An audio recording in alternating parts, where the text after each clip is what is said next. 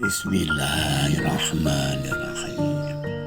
Assalamualaikum warahmatullahi wabarakatuh. Wahai anak-anakku, murid-muridku yang senantiasa dirahmati oleh Allah Subhanahu wa Ta'ala. Marilah kita lanjutkan pelajaran kita, ngaji belajar murid. Kali ini kita membahas mengenai menyembah Tuhan atau hantu. Cobalah tarik nafas panjang sekuat-kuatnya, lalu ucapkan, "Aku menyembah Tuhan." Kata Tuhan ulangi berkali-kali, makin lama makin cepat. Lakukan berulang-ulang sampai nafas habis dan berhenti. Setelah berhenti, cobalah perhatikan kalimat kita. Aku menyembah Tuhan atau hantu. Jika kata terakhirnya adalah Tuhan, benarkah kita menyembah Tuhan? Dan jika kata terakhirnya adalah hantu, benarkah kita menyembah hantu? Marilah kita bahas perlahan-lahan. Apa perbedaan antara Tuhan dan hantu? Mengapa bila diucapkan dengan cepat dan berulang-ulang, keduanya bisa sulit dibedakan?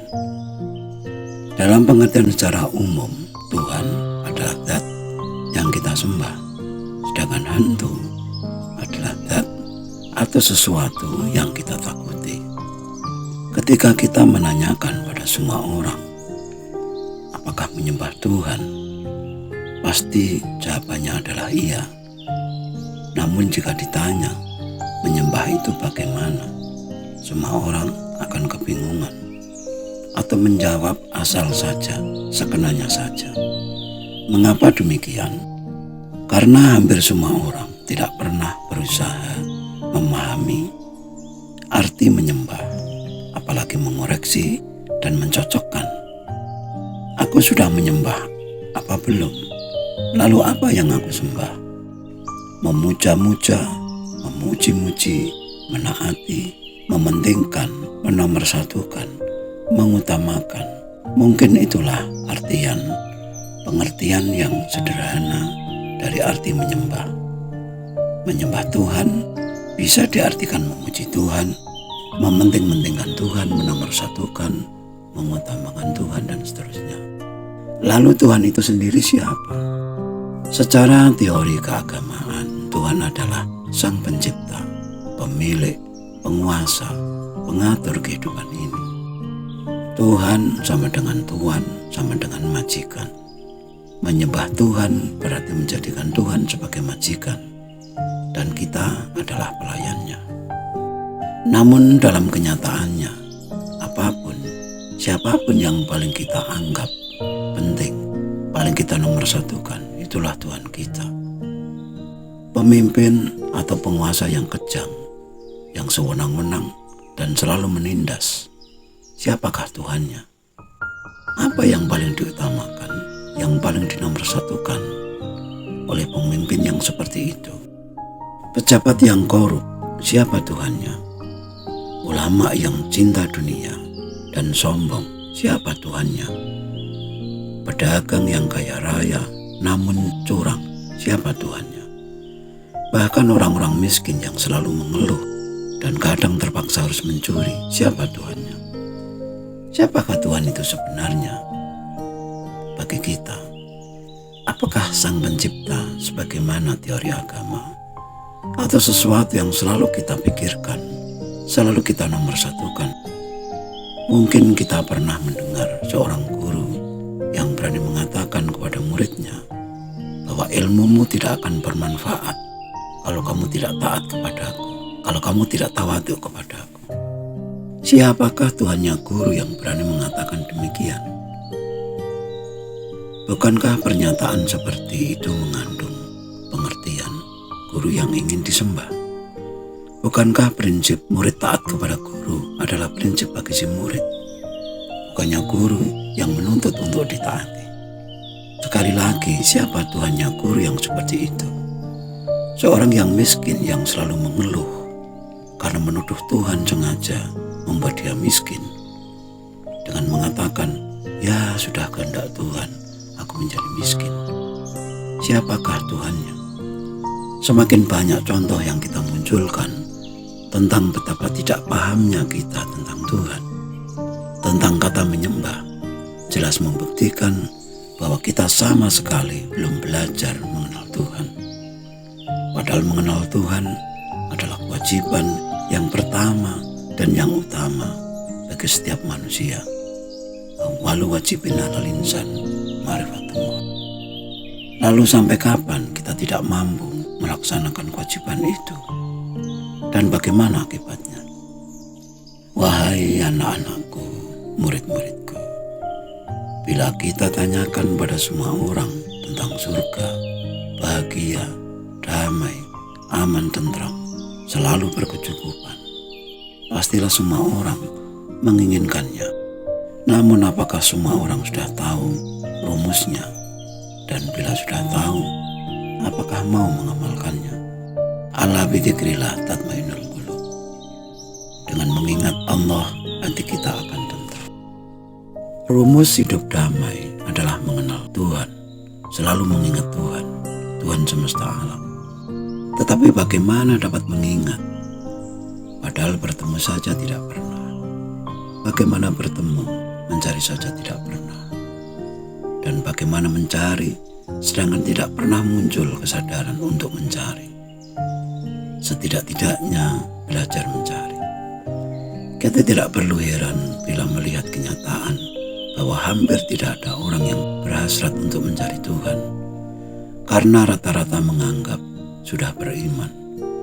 Sudah jelas Tuhan itu ada, mengapa harus dicari? Dan kenyataannya hampir semua orang mengaku agamis, telah beragama. Padahal agama baru lahir setelah manusia menemukan Tuhan. Inilah kenyataan suatu ironi yang sulit dibantah. Tidak pernah mencari, tetapi mengaku sudah bertemu. Mengaku sudah bertemu karena menganggap Tuhan sudah pasti ada. Dan hal itu tiada perlu dicari lagi, karena sudah ada, mengapa harus dicari? Kita kembali kepada Tuhan dan hantu.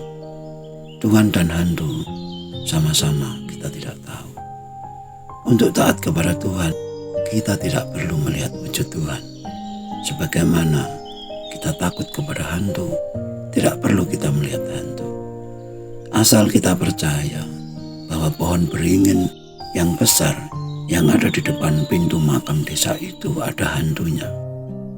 Setiap kita lewat dekat pohon itu, pasti kita diliputi oleh perasaan takut. Namun takut kepada Tuhan dan hantu tentunya berbeda. Takut kepada Tuhan adalah bagian dari takwa. Takut dalam arti takut jika kita tidak taat, takut melanggar larangan-larangannya. Dan rasa takut itu mestinya membuat kita semakin mendekat kepada Tuhan, semakin kita patuh kepadanya. Sebab berani melanggar larangan-larangan Tuhan sama halnya sengaja menantang untuk masuk neraka, tempat yang penuh derita. Takut kepada Tuhan, kita harus mendekat. Sedangkan takut kepada hantu, kita harus lari sejauh-jauhnya, karena kita anggap bahwa hantu itu menakutkan, menyeramkan. Lalu mengapa kata Tuhan bila diucapkan dengan cepat dan berulang-ulang bisa berubah menjadi hantu? Itulah simbol bahwa mencari Tuhan tidak bisa, tidak boleh dengan cara cepat-cepat, buru-buru, dan disertai dengan ambisi.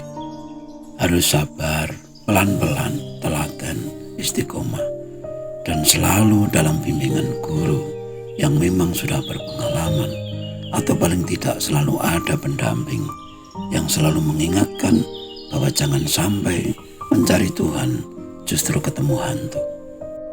Sebagaimana kita lihat mereka-mereka yang tidak sabar mengambil jalan pintas agar cepat sukses, cepat berhasil, cepat kaya raya, rela memilih hantu daripada Tuhan, rela mengabdi kepada hantu demi sukses sesaat, terjerumus ke dalam kemusyrikan yang kadang-kadang tidak disadari. Karena setelah sukses bergaya agamis dengan cara banyak menyumbang masjid, pondok-pondok pesantren, panti asuhan, pulang pergi ke tanah suci, bahkan sering memberangkatkan orang lain ke tanah suci dengan harapan pahala yang bertumpuk-tumpuk mampu menggantikan jalan kemusyrikan yang ditempuh. Suatu jalan yang menuju musyrik, bahkan menjadi musyrik kuadrat karena menganggap Tuhan dapat dikelabui, menganggap Tuhan sama sekali tidak tahu terhadap semua yang dilakukannya. Sekali lagi, menyembah Tuhan ataukah menyembah hantu? Wallahu a'lam. Sekian dulu wejangan yang mohon maaf atas segala kekurangan. Semoga selalu bermanfaat dan marilah berdoa bersama. Ya Allah, mudahkanlah jalan pengabdian kami kepada-Mu. Amin, amin, amin ya rabbal alamin. Wassalamualaikum warahmatullahi